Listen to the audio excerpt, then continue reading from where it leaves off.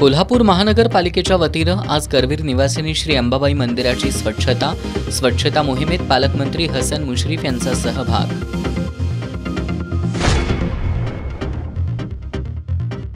वैचारिक प्रदूषण दूर व्हावं यासाठी चांगल्या विचारांचा जागर होणं गरजेचं, आमदार सतेज पाटील यांचं करवीर नगरी साहित्य संस्कृती ग्रंथ महोत्सवाच्या सांगता समारंभात प्रतिपादन।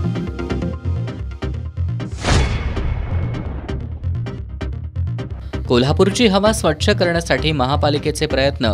आज दाभोळकर कॉर्नर इथल्या फिल्टरेशन युनिटचं उद्घाटन।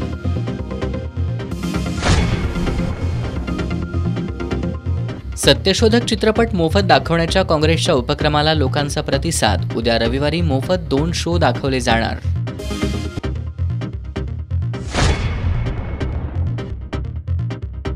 आणि इचलकरंजीतील तरुणाई गांजा चरसच्या विळख्यात।